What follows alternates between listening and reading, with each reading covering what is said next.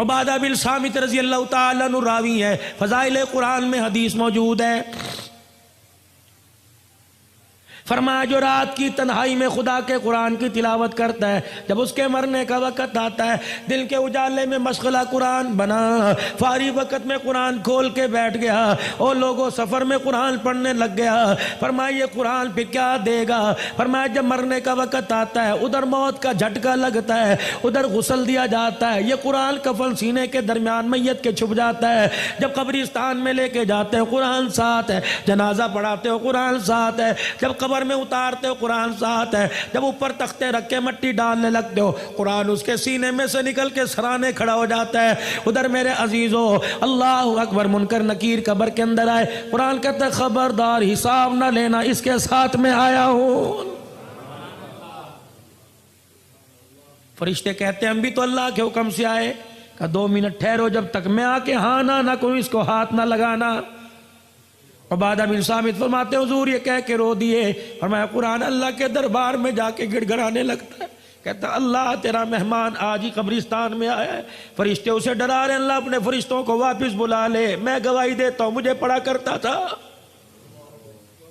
اللہ فرماتے ٹھیک ہے۔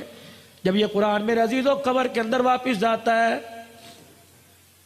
میت سکون سے لیٹی ہوتی ہے، فرشتوں کو دیکھتا کوئی نہیں، قرآن میت کو آواز دیتا ہے میں تیرے سے تھوڑی دیر کے لیے جدا ہوا، مجھے صحیح سے بتا تجھے کسی نے ستایا تو نہیں، کوئی کیڑا تو نہیں آیا، کوئی بچھو سانپ تو نہیں آیا، ستایا تو نہیں؟ کہتا وعدہ کر کے آیا ہوں، تو یاری میرے ساتھ لگا کے آیا، تجھے کوئی نہیں ستائے گا۔ میت کو کہتا میں تیرے سے دور جا رہا ہوں، ملاقات کے لیے روزانہ آتا رہوں گا، جا رہا ہوں۔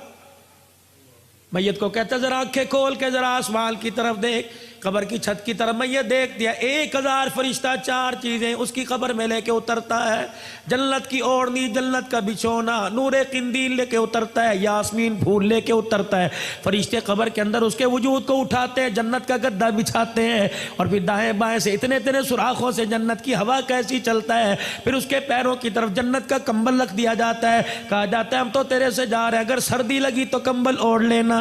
تیسرا میرے عزیزو اس کے سینے پہ یاسمین پھول رکھ دیا جاتا ہے کہ اگر اماں ابا بہن بھائی یاد آویں اس پھول کی خوشبو کو سونگھ لینا تو اس کی خوشبو میں مست ہو جائے گا، جب جانے لگے کہ اندھیرے کا کیا بنے گا، فرشتے نور قندیل قبر میں جلاتے ہیں کہ قیامت آ جائے گی، اس دیے کا نہ گیس ختم ہوگا نہ تیل ختم ہوگا، قیامت تک یہ جلتا رہے گا۔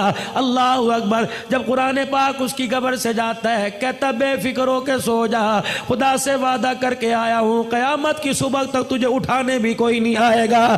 حدیث پاک میں آیا پھر قرآن روزانہ میت کے گھر میں آتا ہے، اگر بیوی نے برقع اوڑھ لیا، بچی مدرسے میں داخل ہو گئی، بیٹے نے قرآن پاک پڑھنا شروع کر دیا تو یہ اللہ کا قرآن میت کو جا کے خوشخبری سناتا ہے اور کہتا ہے تیری اولاد سنبھل گئی، تجھے مبارک ہو، تو لیٹا رہے، کھاتا تیرا کھلا رہے گا۔ فرمایا اگر اولاد بگڑ گئی، بچے سنو کر ڈبو پہ چلے گئے، بیوی سلائی مشین پہ چلی گئی، بیوی کے سر سے دوپٹہ اتر گیا، قرآن ایسی خبریں جا کے میت کو نہیں بتاتا، اس کا دل دکھے گا۔ صحابہ کہنے لگے یا رسول اللہ پھر کیا ہوتا ہے؟ فرمایا گھر کی بے برکتی کو دیکھ کے قرآن گھر والوں کے لیے روزانہ دعا کرتا ہے۔ اولاد بے وفا، مال بے وفا، کاروبار بے وفا، خاندان بے وفا، او لوگوں تمہیں کس نے کہہ دیا خدا کا قرآن بے وفا ہے؟ قیامت کے دن عرش عظیم کا مالک اعلان کرے گا کہاں ہیں لوگ قرآن والے؟ فرشتوں کو اعلان ہوگا اور میرے فرشتوں ہو جاؤ قرآن والوں کو تلاش کر کے لاؤ۔ پروردگار عالم کے حکم پہ فرشتے قدم اٹھائیں گے، فرشتے مڑ مڑ کے دیکھیں گے کیا ہوا، یا اللہ قرآن والوں کو تلاش کر کے لائیں، ان کی نشانی کیا، یا اللہ کون سا ٹائٹل، کون سی نے شیلڈ ملی، یا اللہ کون سا اس کا حصہ نور کا چمک رہا، یا اللہ ماتھا چمک رہا، ہاتھ پیر چمک رہے، یا اللہ جس سینے میں قرآن تھا وہ چمک رہا ہے۔ الہ العالمین یا تو حضرت آدم علیہ السلام سے لے کر جناب کالی کملی والے محمد عربی صلی اللہ تعالی علیہ وسلم کی ساری امتیں کھڑی رہی ہیں الہی تیرے قرآن والے کون ہیں؟ سنو اللہ فرماتے ہیں او فرشتو میدان معاشر میں جتنے مرد اور بوڑھے بچے کھڑے ہیں ہر ایک کے منہ کو سونگتے رہو، جس کے منہ سے مجھ کو عنبر کی خوشبو آ رہی ہے وہی میرا قرآن والا۔ رحمت دو عالم صلی اللہ تعالیٰ علیہ وسلم معراج پہ تشریف لے گئے، جیسے زمین پہ بیت اللہ ہے، ساتھ میں آسمان پہ بیت معمور ہے، زمین پہ بیت اللہ کا فرشتے طواف کرتے ہیں، انسان طواف کرتے ہیں، بیت معمور کا فرشتے طواف کرتے ہیں۔ حضور فرمانے لگے جب جبرائیل مجھے بیت معمور کے پاس لے کے گیا، میں نے ایک بزرگ بابا دیکھا، گھنی داڑھی والا، ناف تک نیچے داڑھی تھی، یوں کر کے جھولنا تھا جس طرح دنیا کے اندر دائیں بائیں بچے بیٹھ کے پڑھتے ہیں، بچے بھی یوں کر کے پڑھ رہے تھے۔ میں نے پوچھا ابراہیم کون ہے؟ کہ یہ تیرا ابا ابراہیم۔ میں نے پوچھا اے جبرائیل یہ کون ہے؟ کہ تیرا ابا ابراہیم علیہ السلام ہے۔ کہ قرآن تو میرے پہ نازل ہوا، پڑھ ابراہیم علیہ السلام رہا ہے۔ یہ بچے کون ہیں؟ نبیوں کی اولاد ہیں۔ یہ بچے کون ہیں؟ یوسف کی اولاد ہے۔ یہ بچے کون ہیں؟ نوح کی اولاد ہے۔ کون ہے؟ کہ نہیں، دنیا کے اندر حجرہ شاہ مقیم میں بچہ قرآن پڑھنے گیا، 10 پارے ہو گئے، پڑھتا پڑھتا فوت ہو گیا۔ ابا کہتا کہاں قرآن کا حافظ بن جاتا، جا محمد اس دنیا کے اندر جا کر اس کے باپ کو مبارکباد دینا، جو بچہ قرآن ادھورا چھوڑ کے آیا 7ویں آسمان پہ ابراہیم انہیں قرآن کا حافظ بنا رہا۔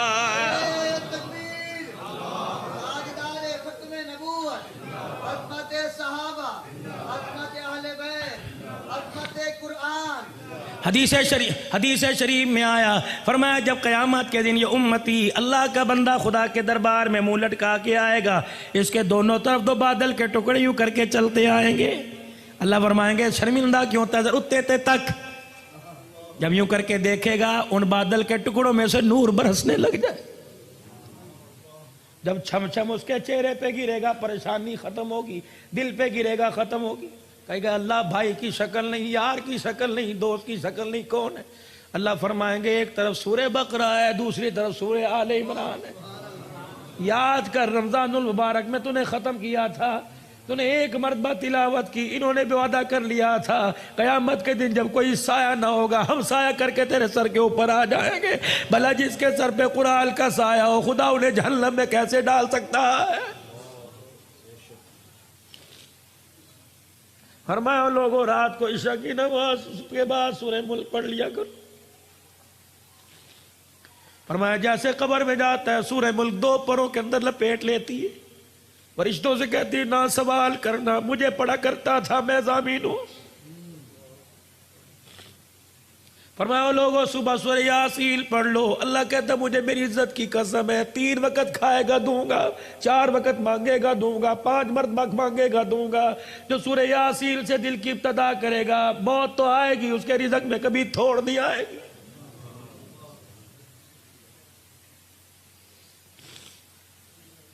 حضرت عثمان ذیشان رضی اللہ تعالی عنہ کہاں جا رہے ہیں؟ جناب عبداللہ بن مسعود کے پاس، علیل ہے، بچہ کوئی نہیں بچیوں والا، عبداللہ بن مسعود کے پاس گئے، اللہ تیرے پہ رحم کرے، کچھ تو کر لیا ہوتا، کچھ تو کما لیا ہوتا۔ اشرفیوں کی تھیلی دی، کہ لے میری طرف سے بچوں کو دے دے کام آئے گی، تھیلی جھولی میں ڈال دی، کہ تیری تھیلی کا کیا کرنا، جو مجھے رسول اللہ نے تحفہ دیا وہ میں نے بچوں کو دے دیا۔ میں نے اپنے بچوں کو سورہ واقعہ یاد کرا دی، میں نے کہا میرے بچوں مغرب کی نماز کے بعد تلاوت کرنا۔ کملی والے نے فرمایا جو سورہ واقعہ روزانہ پڑھے گا موت تو اس کے گھر میں آئے گی، رزق کی تھوڑ کبھی نہیں آئے گی۔